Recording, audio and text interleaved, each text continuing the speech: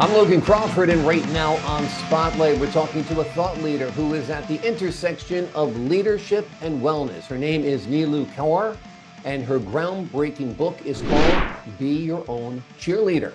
It provides Asian and South Asian women the tools to self-advocate and self-promote in the North American workplace. Drawing upon her research and her understanding of both Eastern and Western cultures, Kaur presents a guide that addresses the unique challenges faced by these women and emphasizes the importance of mental well-being. We are delighted to have this very talented author join us here today on Spotlight, and we ask viewers like you to support writers like her by subscribing to our channel. Neelu, thank you so much for being our guest today on Spotlight. Thank you, Logan. I'm excited to be here. Excited to have you. You have such a great book, such a great website. Let's start by talking about your book, Be Your Own Cheerleader. I guess that's great advice for anyone, but you're targeting right now South Asian and Asian women in particular, right? Yes, correct. Yes, you're right. It can be for everyone. It can be for people who struggle with self-advocacy. I think from a lived experience, being a South Asian woman, working in corporate America, it's something that I felt strongly with and something I struggled with. And also, as I've coached many Asians and South Asian women, I realize it's a challenge, and it stems from some of our cultural upbringing. Yeah. And some of the prejudices or biases, I would think, Asian and South Asian women face are very high expectations, because I think people hold Asian and South Asian women in very high esteem on many levels when it comes to their competency and their skills, right? Absolutely. So yes, you're absolutely right. We always strive for excellence. That's what we learned growing up, is to just keep doing great work and keep your head down. And that is actually the struggle in North America, and in corporate America rather, is that we were taught to keep our head down, that our work would speak for ourselves. There was really no modeling of behavior of self-advocacy. It was all about just doing hard work and getting those straight A's. And that's really what the behavior that was modeled for us. Because humility is a huge part of the culture too. And the Asian culture is different. It's not about the individual, it's about the collective, which is different than North America, right? Absolutely. So Asian cultures, South Asian, Asian cultures, the common denominator is that we are we-based cultures, very collective, and North America is very I-based. And so my book and my work is really helping AAPI professionals dance between the we and the I. Okay. And API professional stands for? American, Asian, and Pacific Islander. Okay, great. Your book is structured in 3 sections: cultural, psychological, and spiritual. Tell me about how these sections interplay with each other and why they're critical to the overall message of your book. Well, if you think of a Venn diagram with those 3 circles, in the middle, I'd say that's Be Your Own Cheerleader, and that's also me. Those 3 areas are what I've spent years of my life studying and really focus on in my work with teams and with individuals. So that's the cultural piece, the psychological piece, and the spiritual piece. What was it like putting this book together? This was a culmination of all your experiences, thoughts, education over the years? Yes, and I actually didn't know what was going to come of it. I would go to this writer's retreat, and I would just start writing, and it sort of came, the structure and the outline sort of came as I was writing. It's not something that I thought about before I actually started writing. And you have a wonderful website as well. Tell the folks at home what the website is and how you help people through that. Sure. So it's Neelu Kaur, KAUR.com. And yeah, so on the website, I think it's pretty self-explanatory. You can see a little bit about me, about the services that I offer. And yes, thank you for bringing the website up. Absolutely. Mental well-being is a significant focus in your book. How do you believe self-promotion and self-advocacy contribute or affect mental health? Well, if you're mentally unwell, if you're challenged, if you're triggered throughout the day, it's not the best grounds for self-advocacy. So I say, first, let's take care of our mental health and well-being before we can even go to our manager and self-advocate, or before we can be in a performance review conversation and talk about our accomplishments. We have to feel confident in ourselves and also mentally stable and well.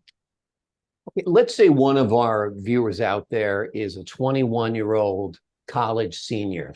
She goes to a good school in New York. Maybe she goes to Queens College or Fordham or something, and she's going to get an internship.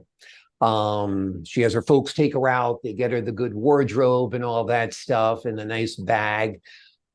What are 2 or 3 things that young woman could do to enhance her experience, get the most out of her internship, and perhaps take that internship and turn it into a job?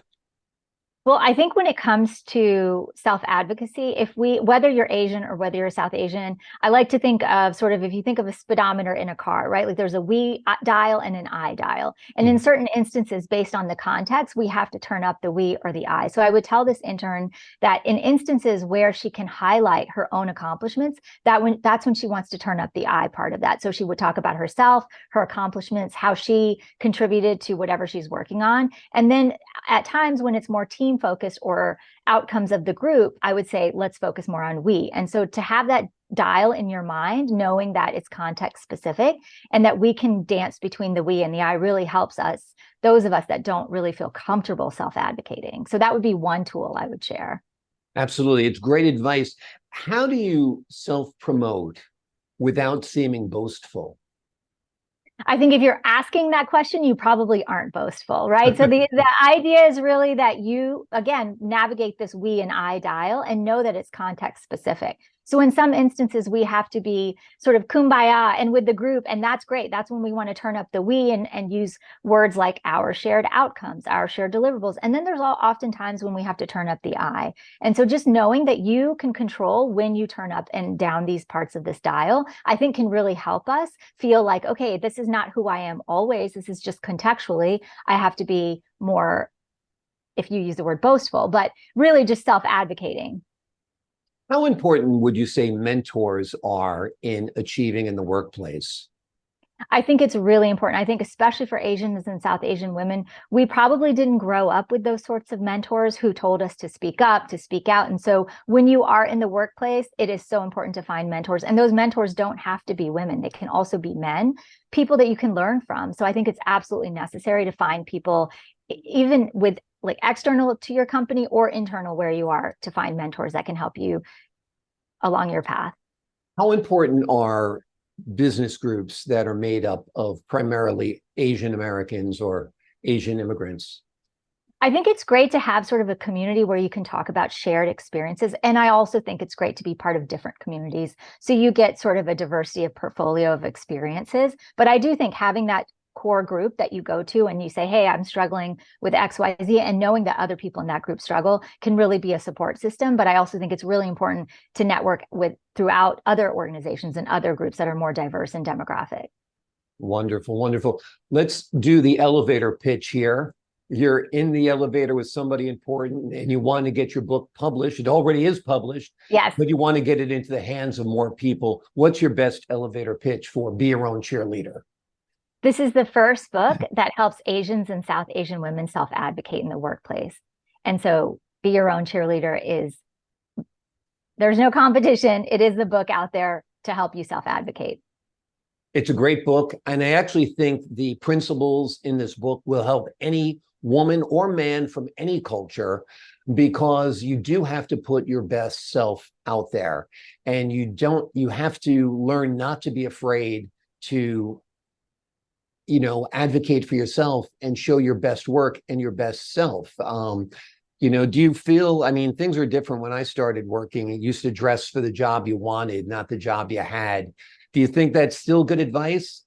Absolutely. I think one of the things that was the most surprising to me is the feedback that I got after my book was published earlier this year, was that there were people who are extreme introverts or neurodivergent folks, or people who just don't feel comfortable self-advocating. And I think so the book, the principles can apply to everyone. The cultural aspect does keep in mind Asians and South Asians, but even if you're a manager and you have people on your team that are Asian or South Asian, the book can help you sort of understand the cultural nuances.